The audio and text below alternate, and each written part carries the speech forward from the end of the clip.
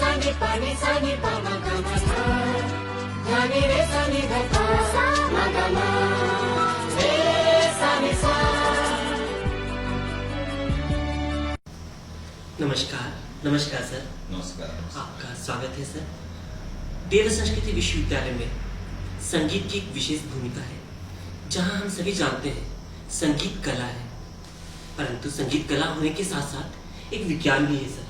हमारे साथ हैं आदरणीय डॉक्टर शिवनारायण सर, जो कि संगीत विभाग के विभागाध्यक्ष हैं और साथ ही साथ उनके माध्यम से प्रज्ञा संगीत की विशेष प्रचार प्रसार और उस पर विशेष प्रकार के शोध का कार्य भी किया जा रहा है। देव संस्कृति विश्वविद्यालय में संगीत किस प्रकार से कार्य कर रहा है, इन सभी विषयों पर हम आपसे विशेष जानकारी प्राप्त करेंगे। आपके विभाग संगीत विभाग की देव संस्कृति विश्वविद्यालय में स्थापना हुई और यह कब हुई, इस पर मैं आपसे जानकारी प्राप्त करना चाहूंगा। धन्यवाद। मैं बताना चाहूंगा कि ये संगीत की बात जो है, संगीत परम पूज्य गुरुदेव ने, जो हमारे कुलपिता हैं, वो बहुत आरंभ काल से ही संगीत की विधाओं में बल दिया है। जब उन्होंने युग परिवर्तन के लिए और मनुष्य में देवत्व का उदय हो, धरती पर स्वर्ग का अवतरण कैसे हो, इस विधाओं को लेकर के, इस संकल्प को लेकर के उन्होंने जब चला, तो साथ साथ उनके साथ संगीत भी कहीं न कहीं किसी न किसी रूप में उभर के आया और उन्होंने संगीत पर बहुत बल दिया। जिस संगीत का नाम उन्होंने प्रज्ञा संगीत दिया। तो कहीं न कहीं ये लगता है कि परम पूज्य गुरुदेव ने इतनी बड़ी भूमिका को अदा करने के लिए संगीत विधा को भी अपने साथ रखा, तो इस विधा को आगे बढ़ाना हम लोगों का कर्तव्य होना चाहिए। आरंभ काल से जब गुरुदेव सैनिक पत्रिका जब लिखते थे, उसमें भी कई कई ऐसी कविताएं उन्होंने लिखी है जो वास्तव में लगता है कि अगर उस कविताओं को, अगर शब्दार्थ को अगर अनुभव किया जाए, उस पर सोचा समझा जाए, तो बहुत बड़ा मुर्दों में भी जोश पैदा करने वाला संगीत है। और जब उन्होंने आवल खेरा में युग निर्माण योजना के अंतर्गत कई कार्यक्रम चलाए, उसमें संगीत विधाओं का उन्होंने ट्रेनिंग दिया। उस समय भी ट्रेनिंग का स्वरूप था, संगीत का प्रशिक्षण उस समय भी चल रहा था, तो गुरुदेव ने इस चीज को बल दिया था। और मथुरा में भी जब यज्ञ का कार्यक्रम हुआ था, तो उसमें भी उन्होंने संगीत की विधा को जोड़ा। मंत्र जब बोले जाते थे तो संगीत के स्वरों के साथ मंत्र बोले जाते थे। उन्होंने जब भी कर्मकांड करवाया या कर्मकांड के लिए प्रशिक्षण दिया, तो ऐसे कर्मकांड नहीं, उसमें एक स्वरबद्धता होनी चाहिए, लय होना चाहिए, तो उसका इफेक्ट एक अलग ही आता था। मंत्रों की भी शक्ति और स्वरों की भी शक्ति, दोनों को जोड़ करके जो शक्ति होनी चाहिए वो प्रभावित करती थी लोगों को। गुरुदेव ने प्रज्ञा संगीत का प्रशिक्षण मेरे ख्याल से 5 दशक पहले ही आवल खेरा से शुरू कर दी थी। वहाँ भी 5 दिन का सत्र, 9 दिन का सत्र, 1 महीने का सत्र, वो क्रम फिर मथुरा में भी चला। मथुरा में तो एक स्कूल की भी स्थापना हुई जिसका नाम था संगीत विद्यालय, स्वावलंबन विद्यालय, तो संगीत भी था जो अभी तक चल रहा है। और वही क्रम शांतिकुंज में 5 दिन का सत्र, 9 दिन का सत्र, 1 महीने का, 3 महीने का त्रैमासिक संगीत सत्र, सब में वो संगीत प्रशिक्षण चल रहा है, प्रज्ञा संगीत प्रशिक्षण। वही धीरे धीरे विश्वविद्यालय में आया और इस विधा से जुड़ा, जो आज यूजीसी प्रोग्राम के अंतर्गत कोर्स उन्हीं के द्वारा बनाया हुआ और उसी कोर्स का अनुपालन करते हुए, फॉलो करते हुए यहाँ BA, MA और PhD में संगीत चलाए जा रहे हैं। गुरुदेव ने संगीत का एक नया रूप दिया, जिसको हम बोलते हैं प्रज्ञा संगीत, परिष्कृत, परिमार्जित, फिल्टर किया हुआ। संगीत में तो शक्ति है, लेकिन शक्ति उस किस काम में आ सकती है, कहाँ इसकी दिशा कैसी होनी चाहिए, इसका उपयोग हम इस शक्ति का कैसे कर सकें, ये प्रज्ञा संगीत में उन्होंने डाला है। तो प्रज्ञा संगीत को हम लोगों का ये था कि जब गुरुदेव ने इस चीज को इतना बढ़ावा दिया है, कुछ सोच समझ करके, भूत भविष्य वर्तमान सबके ज्ञाता थे, तो उस विधा को अगर हम और आगे बढ़ाएं, उसका विस्तार करें, तो वास्तव में एक आमूलचूल परिवर्तन होगा समाज में, मानव जाति में। तो इस विधा को हम लोगों ने एक 2002 में जब विश्वविद्यालय की स्थापना हुई थी, उसी समय से जब अन्य विषयों की पढ़ाई चलती थी, यहाँ पर सर्टिफिकेट कोर्स चलाए जाते थे, उस समय से ही प्रज्ञा संगीत अतिरिक्त विषय के रूप में उनके खाली टाइम में बच्चों को प्रशिक्षण के रूप में हम लोग देते थे। और देते हुए करीब मैं ये सोचता हूँ कि 2002 से ही क्रम चलता था और 2002 के से लेकर के 2007 तक ये चलता रहा। और जितनी भी यहाँ के सांस्कृतिक कार्यक्रम होते हैं या सांस्कृतिक कार्यक्रम में जितने पर्व त्योहार हुए हैं, जितना भी यूनिवर्सिटी में फेस्टिवल होता है, उसमें बच्चों को हम कैसे तैयार कर सकें कि कोई भी थीम हो, कोई भी प्रस्तुति हो, कोई भी संगीत हो, कोई भी सांस्कृतिक कार्यक्रम हो, जैसे नृत्य है, संगीत है, भजन है और नाटक है, तो थीम बेसिस पर हो और वैसा हम लोग उसके अनुरूप थीम, उसका आयोजन है तो उसका प्रयोजन क्या है। जैसे होली है तो होली का प्रयोजन क्या है, दिवाली है दिवाली का प्रयोजन क्या है। ऐसे संगीत बना करके, जिसका प्रज्ञा संगीत गुरुदेव ने नाम रखा है, इस संगीत को बच्चों को सिखाते थे। तो वो पर्व त्योहार के महत्व को, उसके दर्शन को भी समझते थे और उनके अंदर एक अच्छी मानसिकता की विकास होती है। तो 2007 तक हर डिपार्टमेंट में, हर सर्टिफिकेट कोर्स में अतिरिक्त उनके पढ़ाई के अलावा अतिरिक्त समय में संगीत का प्रशिक्षण देते थे, प्रज्ञा संगीत का। यहाँ के बच्चे बाहर जाते थे तो जैसे सांस्कृतिक कार्यक्रम है, तो उनके लिए बच्चों को प्रतियोगिता के लायक हम लोग कैसा संगीत दे सकें, उसका भी प्रशिक्षण देते थे। हमारे यहाँ के बच्चे जब प्रज्ञा संगीत के द्वारा उस संगीत पर वो नुक्कड़ नाटक या कुछ झलकियां या कोई नृत्य या भजन गाते थे, तो इसका एक अलग ही प्रभाव पड़ता था। हमको लगता है कि इस प्रज्ञा संगीत का विकास होना, इसको और आगे बढ़ाना हमारा कर्तव्य था और लोगों का कर्तव्य है कि ऐसे संगीत के प्रति लोगों का उसमें अनुभव हो और उसकी जानकारी लें और इस चीज़ को अपनाएं, दूसरों तक फैलाएं। तो 2007 तक ये चलता रहा। 2008 के बाद एक संगीत केंद्र के नाम से विभाग की स्थापना की, जिसका नाम था संगीत केंद्र, एक सेंटर, म्यूजिक सेंटर, जो प्राच्य अध्ययन विभाग के अंतर्गत काम करता था। तो 2008 से लेकर के 2013 तक और भी इसमें विकास किया गया कि हम लोग संगीत के क्षेत्र में, संगीत का दुनिया में तो संगीत सिखाया जा रहा है, लेकिन अपना ये जो प्रज्ञा संगीत है, तो प्रज्ञा संगीत को हम क्लासिकल के संगीत उनके रागों में निबद्ध करके और फिर अपने संगीत को हम अगर फैलाएं, तो वास्तव में जो शास्त्रीय संगीत है उसका सही लाइट म्यूजिक में कैसे हम उपयोग करें, वो प्रज्ञा संगीत के रूप में हम लोगों ने उसका साकार रूप किया। तो ये क्रम चलता रहा और 2013 तक पूरे देव संस्कृति विश्वविद्यालय में और देव संस्कृति विश्वविद्यालय से जो भी बच्चे बाहर जाते थे और संगीत से संबंधित, कल्चर से संबंधित जब कोई कार्यक्रम होता था, तो एक बच्चों की ऐसे अलग से ही उत्साह उमंग देखने को मिलती थी और वो उत्साह उमंग ऐसा होता था कि कहीं भी जाते थे तो वो विजय होकर के और उसमें पुरस्कार लेकर के आते थे। तो ये क्रम चलता रहा। धीरे धीरे क्या हुआ है कि बच्चों की मांग और क्षेत्रों से बच्चों के अभिभावकों की मांग, जितने भी गायत्री परिवार के हमारे सदस्य हैं, वो बाहर की दुनिया में जितने भी संगीत के विश्वविद्यालय हैं और भी लोगों ने हम लोगों को भी कहा है कि आप भी इसमें एक फैकल्टी के रूप में आप विश्वविद्यालय में संगीत विभाग की स्थापना कीजिए, जो एकेडमी के रूप में काम कर सके तो और अच्छा होगा। दोनों तरह का आप संगीत देंगे तो बच्चों में संगीत का जो सही स्वरूप है उसको मालूम होगा। मेरा उद्देश्य विश्वविद्यालय में संगीत की स्थापना का एक ही उद्देश्य था कि संगीत तो दुनिया में है ही, लेकिन संगीत की हम वैज्ञानिकता, संगीत की आध्यात्मिकता, संगीत की जो सामाजिकता होनी चाहिए उसमें दिशा कैसे दे सकें, जो मानव जीवन में मानव को भरपूर इसका लाभ मिल सके। हमारा शास्त्रीय संगीत तो आप जानते हैं कि इतिहास से ही एक प्रभावशाली रहा है। रागों की एक शक्ति होती है, प्रभाव होता है, इसका एक रस होता है, जो मनुष्य के अंदर वो संगीत बजता है तो रस पैदा करता है। जी जी। तो आध्यात्मिकता हो या वैज्ञानिकता, दोनों की पुष्टि होती है जी। तो प्रज्ञा संगीत को ही हम लोग रागों में ही निबद्ध करके, कि रागों की भी शक्ति है। जैसे मेघ मल्हार गाया जाता है, जो सुना होगा आपने, बारिश हो जाती है, दीपक गाने से दीपक जलने लगता है। तो वास्तव में वो रागों में शक्ति है। तो रागों में अगर हम अच्छे शब्द को अगर डाल दें, जैसे आप फिल्मी आप सुने होंगे, फिल्मी गीत पहले मैं सुनता था तो बहुत सारा ऐसे गीत है, जैसे मन तर्पत हरि दर्शन को आज, बहुत सारा गीत मार्को राग पर आधारित।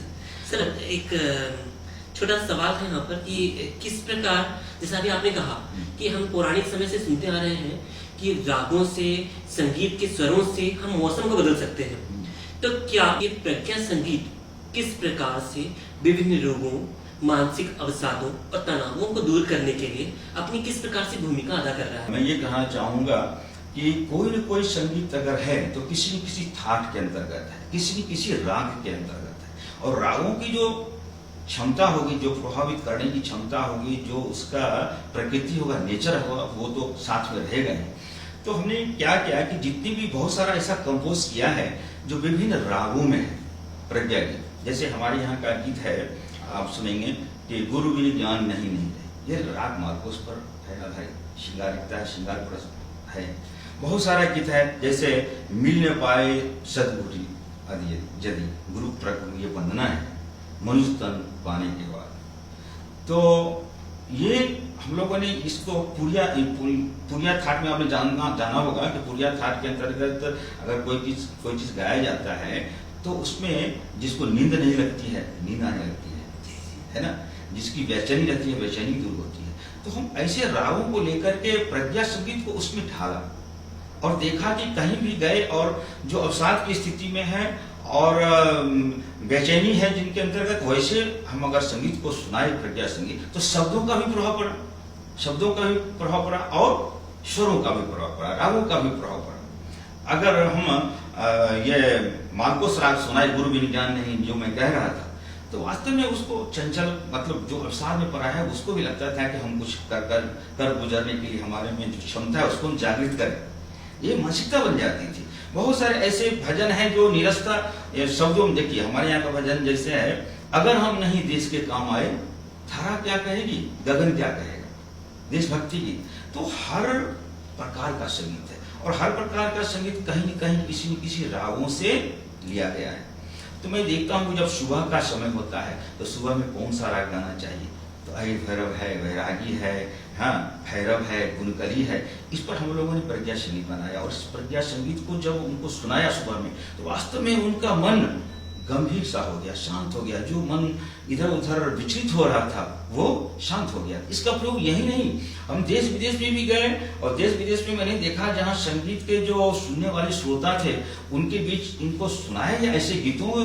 तो वास्तव में वो जब संगीत के बाद उन्होंने कहा कि हमने जो संगीत सुना, तो संगीत तो मैं सुनता हूँ, लेकिन एक शब्द में आपका एक प्रभावी शब्द है जो लगता है कि शब्दों में कुछ बल है, कुछ कर गुजरने की, भक्ति योग, कर्म योग, ज्ञान योग, सारी बातें इसमें छिपी हुई है। केवल भक्ति योग ही नहीं है, कर्म योग की भी बात है, ज्ञान योग की भी बात है। और रागों में भी जैसे सुबह का राग है, सुबह के रागों में निबद्ध करके आप हैं प्राणों के आधार, गायत्री के महामंत्र से जीवन के सब पाप हरो, सुंदर सुखी बनेगा जीवन, गायत्री का जाप करो। इसको मैंने अहि भैरव, आनंद भैरव में जब फिट करके सुबह में सुनाया, तो रागों का जो नेचर होता है, गंभीरता, शांत, अहि भैरव का वो, और शब्द गायत्री और नेचर कैसे शांत हो, हाँ चंचलता दूर हो, उस समय में सुनाने से उसका एक अलग पूरा ऐसा लगा कि मेडिटेशन हो गया उसको। तो ऐसे संगीत की रचना करके और रागों को दे करके, वास्तव में अगर रागों को लेकर के अगर हम रचना करें और ऐसे प्रज्ञा संगीत को गाएं बजाएं और हर जगह इसका प्रयोग करें, तो वास्तव में बहुत बड़ा काम होगा। अभी हमारे बीच ये पुरिया राग में रिसर्च हुआ, एक हमारे अंदर को गाइड थे, मैं उसमें पुरिया रागों पर उन्होंने रिसर्च किया, तो जिसको नींद नहीं आ रही थी उसको नींद आने लगी। ये पूरा रिसर्च हुआ है, पीएचडी उन्होंने की है। तो गायत्री, एक और बॉम्बे में एक हमारी शिष्या है रुचि, वो उन्होंने पीएचडी किया है जिसमें राग वैरागी पर, राग वैरागी पर जो गाया गया है गायत्री महामंत्र, सचक्ष जागरण में हम लोगों ने बनाया है। उसमें एक गायत्री मंत्र है जो वैरागी राग पर आधारित है। उसको गायत्री मंत्र को अगर उसको सुनाया गया, रिसर्च उन्होंने किया, तो देखा गया है कि जो बच्चे नटखट थे, जो बच्चे जिसका मन विचलित होता रहता था, आवश्यकता से अधिक विचलित होते रहते थे, उनको सुनाया गया, तो वास्तव में उसमें एक संतुलन में उसकी मानसिकता बन गई, पढ़ने में भी अच्छा होने लगा, एक आउटपुट अच्छा दिखने लगा, रिसर्च हुआ।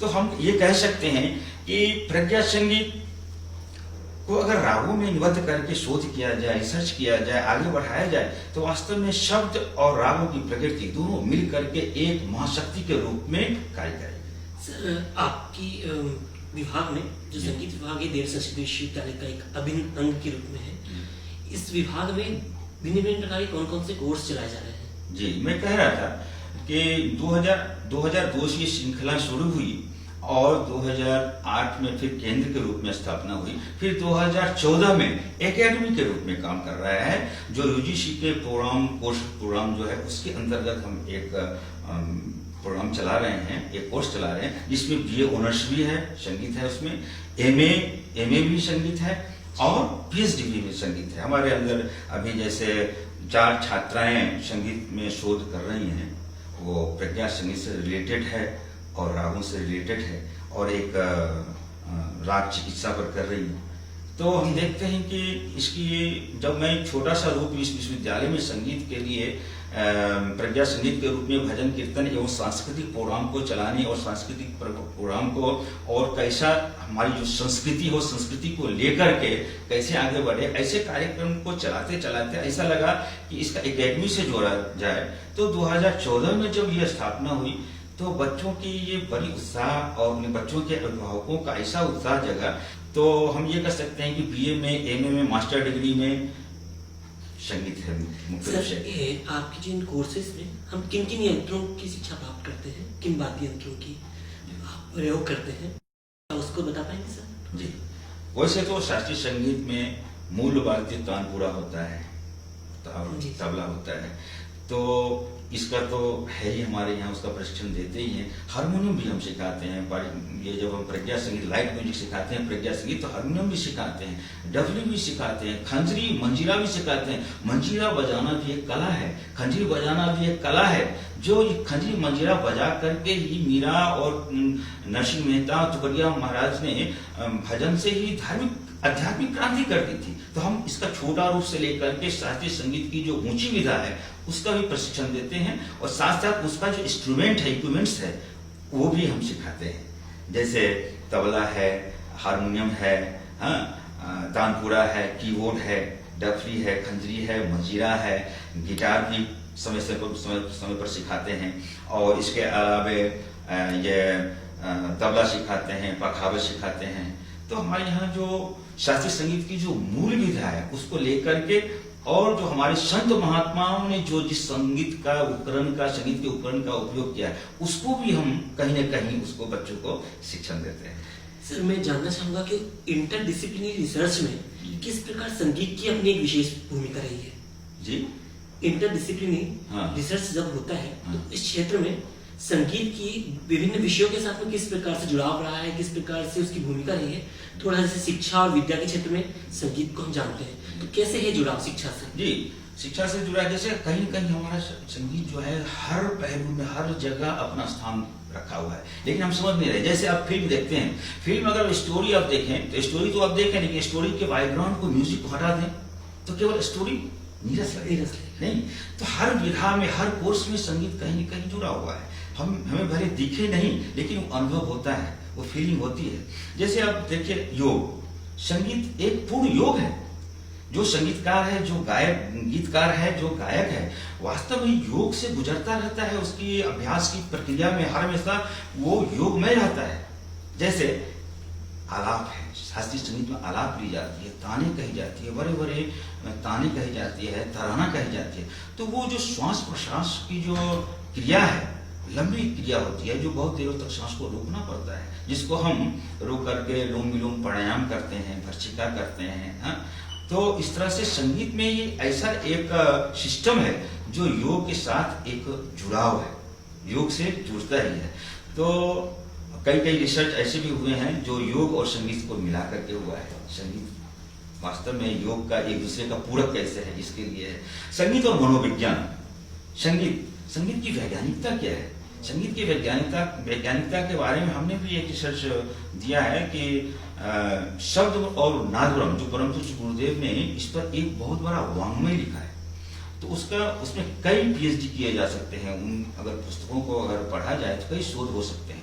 तो उसका छोटा सा रूप हमने बीएचयू के एक किताब में, उसका किताब का नाम है संवाहिनी, उसमें संगीत की वैज्ञानिकता के बारे में हमने एक छोटा सा शोध करके मैंने डाला था। वास्तव में बहुत लोग इसको लाइक किए और मेरे को लगता है कि इस क्षेत्र में अगर कहा जाए तो संगीत एक ऐसा विषय है जो अपने विश्वविद्यालय में जितने भी कोर्स हैं, जितने भी ये कार्यक्रम चलते हैं, कोर्स हैं, सब में कहीं न कहीं संगीत जुड़ा हुआ है। और रिसर्च जब किया जाता है तो उनको भी सुविधा होती है, हमें भी सुविधा होती है कि एक दूसरे का पूरक बन करके हम एक प्लेटफॉर्म ऐसा देते हैं कि लोगों को अच्छा से समझ में आ सके कि वास्तव में ये शोध एक दूसरे का पूरक दिख रहा है।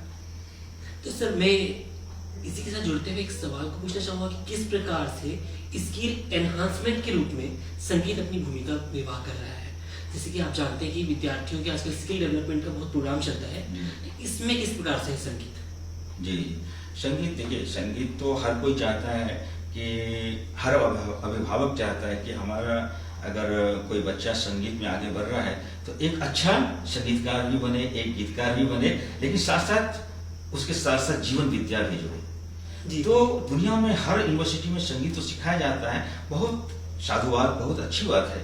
लेकिन हमारे एक विश्वविद्यालय की और एक विशेषता है ये संगीत विभाग की कि संगीत का जो आध्यात्मिकता है, संगीत जो एक महाशक्ति है, इसका हम आभास कराते हैं, उसको हम बताते हैं कि वास्तव में संगीत एक तेज तलवार की धार के समान है, एक शक्ति है, लेकिन उसका हम उपयोग कहाँ कर रहे हैं इस पर बारीकी से ध्यान देना होगा। तो हमें जीवन कैसे जीना चाहिए, हमारा व्यक्तित्व कैसे अच्छा बने, आत्मबोध तत्वबोध कैसे अच्छा हो, उसमें कैसे साकार रूप उसका दे सके, अच्छा समाज कैसे बन सके, परिवार कैसे बन सके, अच्छा राष्ट्र कैसे बन सकते हैं, इन बातों को भी हम संगीत के साथ हम उसको जोड़ते हैं।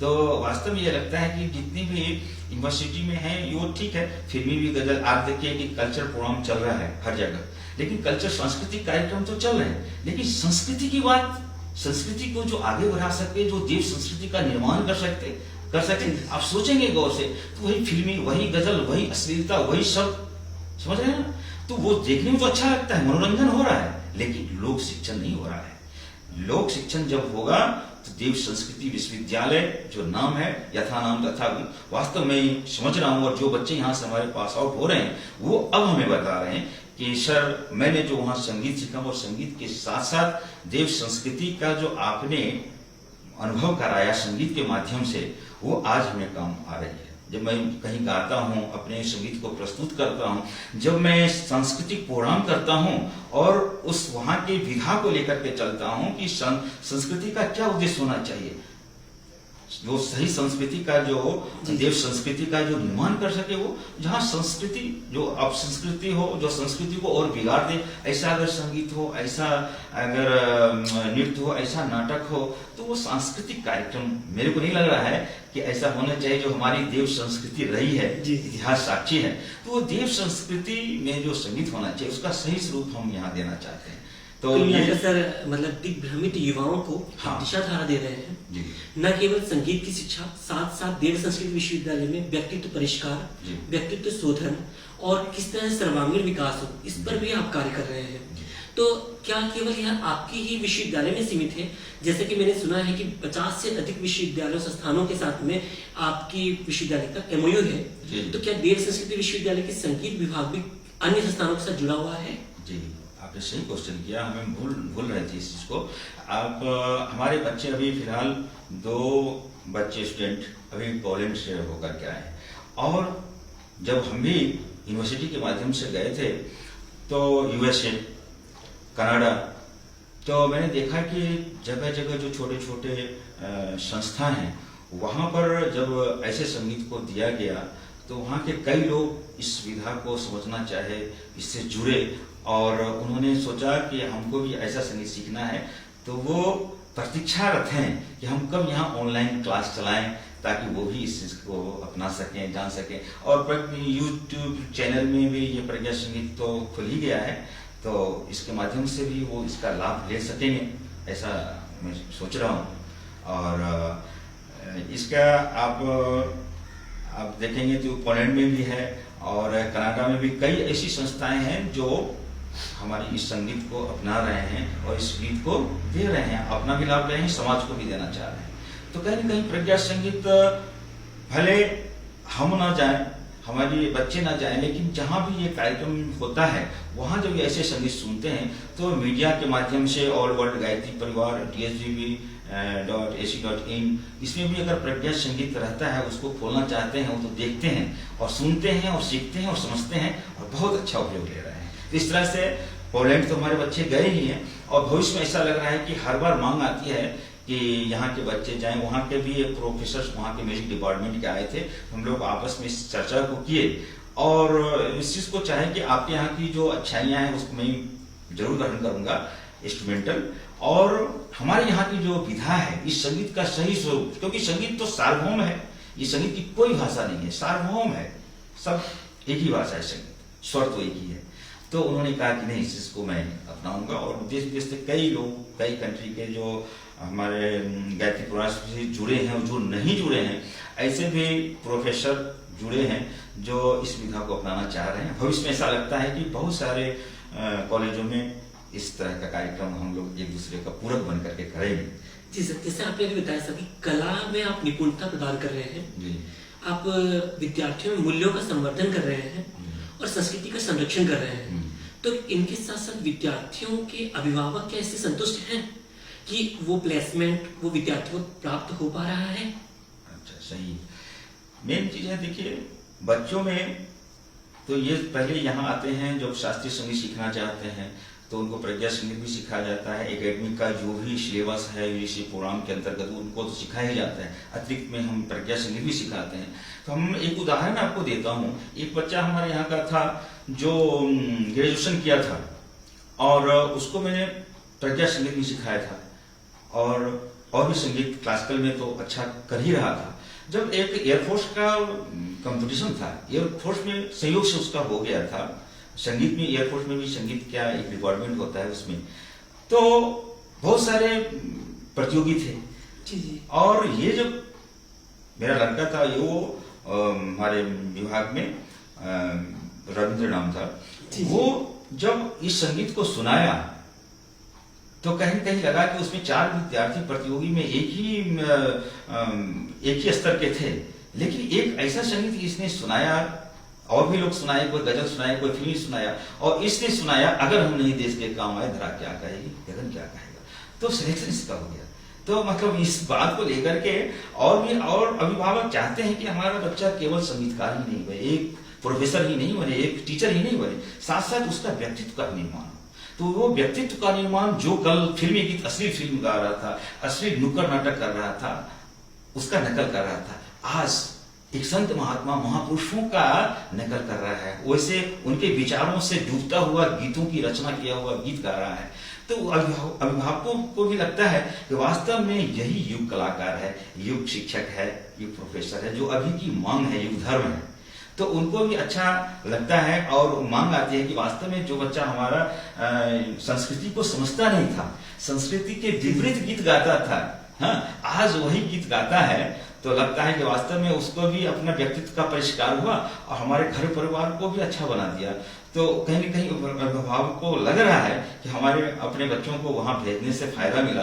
तो और बच्चे भी जाते हैं और इस चीज को सुनाते हैं, समझाते हैं कि संस्कृति का और अपने व्यक्तित्व का, अपने लाइफ का सारा समग्र वहाँ प्रशिक्षण है। क्योंकि हमारे यहाँ के कई ऐसे आर्टिस्ट हैं, आर्टिस्ट हो गए, कहीं एक उसमें स्टूडियो में हैं जो अच्छा वो कंपोजर हैं, हाँ, और एक हैं 3-4 तो अभी नेट की हैं, नेट क्वालिफाइड हुए हैं मास्टर डिग्री में।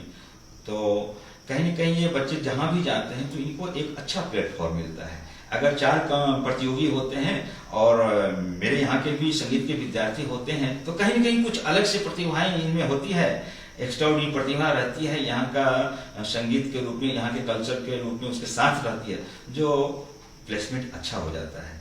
तो अभिभावक और बच्चे इससे संतुष्ट हैं और हम समझ रहे हैं कि आगे आने वाले समय में और भी हम इनको कुछ और भी विधा और भी अच्छा से अच्छा बनाकर दे सकें जो सबको लाभ मिले। सर, मतलब कुल मिला के आपका प्रयास, आपके विभाग का प्रयास, देव संस्कृति विश्वविद्यालय का जो प्रयास है, जहाँ विद्यार्थियों में रचनात्मकता, सृजनात्मकता और युवा जागृति में संगीत की भूमिका रही है, वहाँ आप चाहते हैं कि विद्यार्थी एक यूनिक बन के जाए। जी। मतलब एक उदाहरण हो कि समाज में किस प्रकार से संस्कारवान युवा होना चाहिए। सही बात कहा। जैसे बहुत सारे ऐसे हैं जो संगीत से एमए किए हुए हैं, पीएचडी किए हुए हैं, लेकिन उनकी जीवनचर्या ठीक नहीं है, उनकी प्रस्तुति ठीक नहीं है, उनका लाइफ स्टाइल ठीक नहीं। क्यों? कला तो है, लेकिन जीवन जीने की जो कला होती है और जीवन जीने के लिए जो संगीत होता है वो चीज भी हम देते हैं। तो एक एक्स्ट्रा ऑर्डिनरी हम अलग से देते हैं, वो विधा भी देते हैं और ये भी विधा भी देते हैं। एक अच्छा मतलब संगीतकार भी बन सकता है, लेकिन संगीतकार अच्छा बनेगा, लेकिन साथ साथ ये विधा भी देते हैं जो प्रज्ञा संगीत के द्वारा दी जाती है, यहाँ के संगीत के द्वारा दी जाती है। तो कहीं कहीं लगता है कि दोनों मिलकर के एक अलग अपना स्थान लेता है। मतलब आनंद और रोचकता के साथ में आप जो शिक्षा दे रहे हैं, इसके माध्यम से विद्यार्थियों के अंदर गुणवत्ता विकास हो ही रहा है। हाँ, साथ ही मतलब साथ ये नहीं कह सकते कि प्रज्ञा संगीत तो है ही, लेकिन साथ साथ एकेडमी स्तर से जो हम क्लासिकल का जो हम नॉलेज दे रहे हैं, हमारे यहाँ परमानेंट रेगुलर 4 ऐसे हम लोग यंग प्रशिक्षक हैं, टीचर हैं, प्रोफेसर हैं, जो बच्चों को चाहते हैं कि हम खाली टाइम उनको और कैसे उसको हम प्रतिभा का आविष्कार करें और कैसे हम गुणवत्ता उनको हम बढ़ाएं। क्लासिकली सीख रहा है तो और राग सीख रहा है, थाट सीख रहा है तो अभ्यास कर रहा है कि नहीं कर रहा है सुबह, क्योंकि यही रहना है उनको, तो सुबह शाम दोपहर पूरे निगरानी में रहता है कि उनको हम कैसे अभ्यास भी कर, केवल होमवर्क दे दिया वो कर भी रहे कि नहीं, वो निगरानी रहती है। तो कहीं कहीं वो एकेडमिक स्तर से भी बहुत अच्छा निकल के आते हैं। साथ में जो यहाँ का वातावरण, यहाँ की जो विधा, हर जगह शयन से लेकर के और जागरण से लेकर के शयन तक जो संगीत में डूबा हुआ रहता है। रोज यहाँ आपको बताएं कि सुबह में ही एक जागरण का ओम का उच्चारण होता है, जो परम पूज्य गुरुदेव ने ओम को स्वरों में बोला है, उसका एक अलग प्रभाव, सद्रुम नाद्रुम का साक्षात आपको अनुभव होगा उन स्वरों को सुन करके। तो वो उस विधा से भी गुजरते हो, यज्ञ करते हैं, यज्ञ में भी संगीत है, जब कोई कार्यक्रम होता है उसमें भी संगीत है, और ऐसा संगीत जो जीवन जीने की कला सिखाए, उसकी मानसिक स्तर को ऊंचा उठाए, तो कहीं कहीं वो जुड़ा हुआ रहता है। तो ये दोनों एकेडमिक स्तर का और ये दोनों मिलकर के एक अच्छा संगीतकार जो होना चाहिए, जो पहले हम लोग का उद्देश्य यही था कि संगीत तो दुनिया में है ही, लेकिन हम संगीत को उसी परंपरा को अपनाए तो नहीं, हम पुरातन काल की जो इतिहास में जिस संगीत का एक प्रभाव था, जिसमें आध्यात्मिकता थी, वैज्ञानिकता थी, उसको हम क्यों नहीं उभार रहे हैं। आज तो संगीत कहीं और जा रहा है, उस संगीत को हम लोगों ने बचा कर, उस विधा को बचा करके इस चीज को इस रूप में ढाला है, एकेडमी से जोड़ करके प्रज्ञा संगीत और एकेडमी से रागों की जो सही शोध होनी चाहिए उसका भी सही स्वरूप देने का प्रयास किया है। जैसा सर अभी आपने बोला, मैं बहुत अच्छा लगा कि जहाँ बच्चों का mental development, physical development, social development, spiritual development, value ethics के साथ साथ विद्यार्थियों का प्रोफेशनल बना रहे हो। आप विद्यार्थियों को समाज में अपनी क्षमताओं के अनुरूप, अपनी कैपेसिटी के अनुसार किस तरह से डेवलप करके अपने आप को स्थापित करना है। और जो आपके विकार है, जो आपने कहा कि जो चीज समाज को दुष्प्रभावित कर रहा है, उन सभी को दूर कर रहे हैं, ऐसे विद्यार्थियों का आप गठन कर रहे हैं, निर्माण कर रहे हैं और उनके अंदर क्रिएटिव पोटेंशियल पावर्स को डेवलप कर रहे हैं, जिसके माध्यम से वो अपना भी विकास करेगा, अपने परिवार का और समाज का भी उत्थान करेगा। देव संस्कृत विश्वविद्यालय मेन उद्देश्य गुरुदेव का यही था, यही है, और हमको लगता है कहीं कहीं ये डिपार्टमेंट इस चीज को पूरा भली भांति फॉलो कर रहा है और लोगों को ये चीज देने का प्रयास कर रहा है। जी जी। तो सर विद्यार्थियों के माता पिता भी संतुष्ट हैं। आपने जिस तरह से उदाहरण भी दिए कि किस प्रकार आपके विद्यार्थी क्षेत्रों तक पहुंच रहे हैं, आपका विभिन्न संस्थानों के साथ किस तरह से जुड़ाव है, क्या इनके साथ साथ आपकी जो कला है, जैसे प्रज्ञा संगीत है, नादयोग साधना है, इसका भी आपके विश्वविद्यालय में एक क्रमबद्ध तरीका है, जिसमें आपने ओम का उदाहरण दिया भी।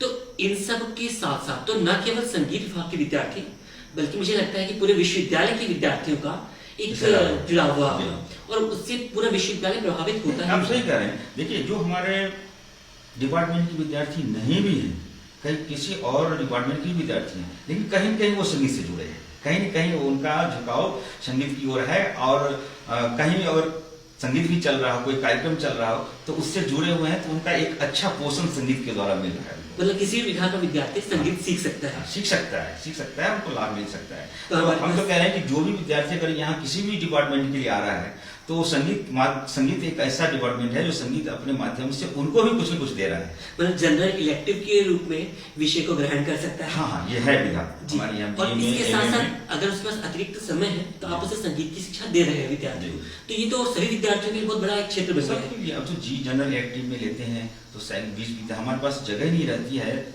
उनको हम कैसे हटाएं, जबकि सीखने के लिए वो व्याकुल रहते हैं, तो मैं अतिरिक्त फिर समय देता हूँ। सर के माध्यम से आज हमने बहुत सारी जानकारी प्राप्त की किस तरह से देव संस्कृति विश्वविद्यालय में संगीत विभाग अपनी एक अनूठी छवि स्थापित कर रहा है। किस प्रकार वो केवल संगीत विभाग के ही छात्रों से नहीं या संगीत के विद्यार्थियों को नहीं बल्कि सभी प्रकार के विद्यार्थियों को जोड़ रहा है। तो ये बहुत अच्छी चीज है कि हमने इन जानकारियों को प्राप्त किया और हम इस विषय में अधिक जानकारी प्राप्त करना चाहते हैं तो www.dsvb.ac.in में वेबसाइट में जाएं और वहां पर इसकी विस्तृत जानकारी प्राप्त करें और विश्वविद्यालय में आप किसी प्रकार से जुड़े और इसकी जानकारी आप जान सकते हैं और अपने को भी इस क्षेत्र से जोड़ सकते हैं। और मैं इसी के साथ में सर का धन्यवाद देना चाहूंगा कि सर ने हमें विशेष जानकारियां प्राप्त की। इसके लिए मैं भी बहुत आपको धन्यवाद दे रहा हूँ। प्रणाम।